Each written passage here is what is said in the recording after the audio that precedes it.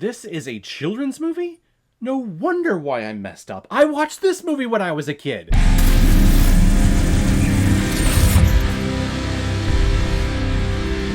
The Secret of NIMH, released in 1982, and is directed by Don Bluth, who's also behind such films like An American Tail, The Land Before Time, All Dogs Go to Heaven, Anastasia, and Titan A.E. And this film is starring the voices of Hermione Baddeley, John Carradine, Dom DeLucy, Elizabeth Hartman, Derek Jacobi, Arthur Mallet, Paul Shinar, and Peter Strauss. And the reason why we're talking about this traumatizing movie of a child's movie is because it was a PayPal recommendation and donation from a big-time contributor and supporter of this channel, Jeff Fry. Once again, thank you very much for this recommendation.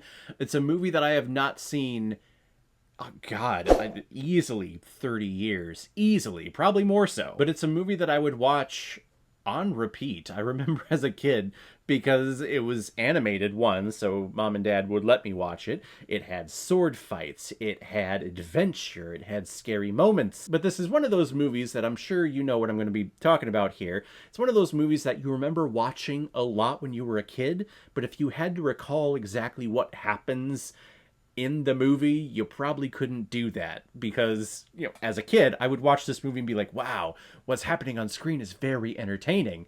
But why things are happening, what's exactly being said, and what's exactly happening, I probably couldn't tell you. So thank you very much, Jeff, for the recommendation and sending me down memory lane. If anyone else out there also wants to be like Jeff Fry and help support me and contribute to this channel, you can select the QR code that is in the bottom left corner of your screen right now. Send over your donation of $5 or more with your movie recommendation, and if I have access to it, I will watch it, review it, and give you a little shout out just like what I did with Jeff Fry here. Mrs. Brisby is a widowed field mouse who lives in a cinder block with all of her children in the middle of a farmer's crop field, and it is getting close to the time where the farmer is going to be mowing over all the crops, so Mrs. Brisby needs to be focusing on moving day. However, one of her kids is deathly ill with pneumonia and is seeking advice and help from any of the other woodland creatures who live in the field. And she ends up going down a dark and treacherous path filled with owls and rat sword fights and double crosses and complete weird-ass scary kingdoms and underworlds that are all thriving around this small little farm. So like I said before, I remember watching this movie a lot, but I couldn't tell you exactly what happens.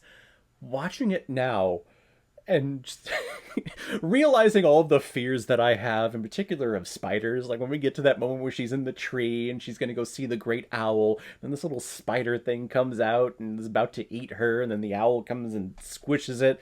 Like, it's terrifying. When I was a kid, it was totally fine. That was totally okay. But now as an adult, like, seeing that spider on screen, like, Jesus Christ, oh my God. But then you also realize just all of the lore and all of the just craziness and all of the crazy world building that is happening in this story. It just blows my mind on everything that I just forgot about or just didn't realize when I was a kid. There is a whole rat underworld where they are inventing things and they're able to submerge themselves underwater and then allow it to drain out, and then we go over and we have this great rat council where they're figuring out, hey, we're the rats of the rose bush and we've been living here for several years and things have been great. But then there's another half of the rats who are like, no, we need to move and advance, and if we stay here we're going to be discovered. And then it gets all Game of Thronesy where there's like, oh, we're gonna murder this person, then we'll have to stay because their leader is gone. And then the wizard Nicodemus, he looks all creepy with his long ass snout and his weird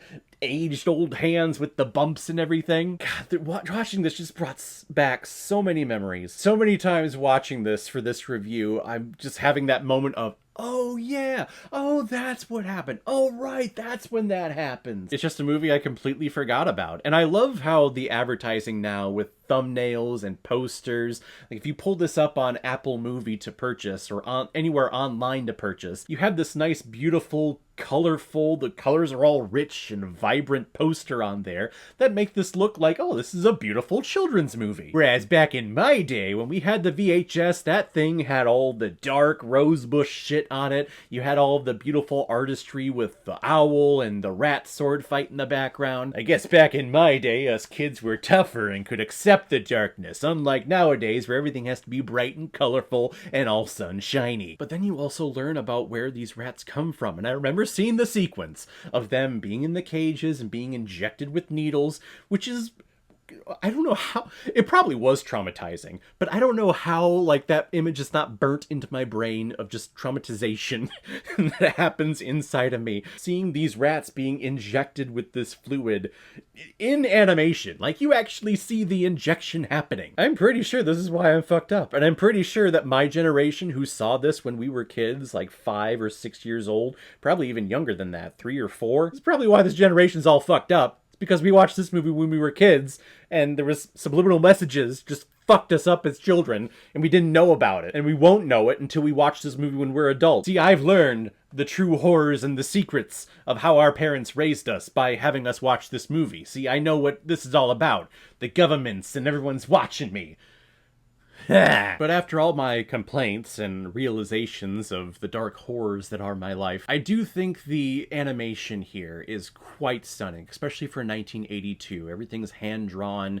There's a dark shading over everything, a dark color palette, but I really enjoy that, and I really love that. However, the criticism that I've had over Don Bluth's movies before, I've reviewed Anastasia on here and Titan AE, is that the animation is very energetic. There's a lot of action, there's a lot of motion when it comes to these characters being animated on screen. They're doing a lot of things, but the voice acting behind it doesn't have that same energy. And I'm not saying that the voices are terrible. You can understand everything that they're saying, but when you have this animated body going big and being grand and doing big actions like this on the screen, to have the voice just be so mellow and so chill, like the voice who plays Justin, the cool rat who does the big sword fight at the end, he's the one that everyone looks up to now. He talks very monotone, and he's very calm. Even when things are crashing and everything's going wrong, he's still kind of chill about everything. But his body animation is so big and so grandiose, and the two just don't match. It's the same thing that happens in all of his other movies. I think it's just something with Bluth directing. He just doesn't know how to get that from an actor's performance to match the animation that we're seeing on screen. That's a small nitpick, though. I still think that this film is very enjoyable, and it's beautiful artistry on screen. The story, too, is worthy of any Game of Thrones sitcom. I'm surprised that they haven't adapted this into some type of new story or new cartoon series for us to follow along week by week. Whoever owns this property, I think it's MGM, I mean, that's Amazon, I believe, right? Amazon Prime. Get on this. Let's get an animated weekly series of The Secret of NIMH. I think that'd be awesome. I'm going to give The Secret of NIMH 4 out of 5 Blu-rays. I like it a lot. So guys, if you've seen The Secret of NIMH, what did you think about it? Is it as traumatizing to you as it was to me if you're of my generation going back and watching this thing? Whatever you thought, comment below and let me know what you thought about it. And as always, if you like what you see here, if you like my take on movies, then hit the subscribe button and make sure you hit that bell so you know the next time I'm released next movie review. So guys, I will see you next time on the channel, but in the meantime, be well, be good to each other, and go watch a movie. Take care, guys.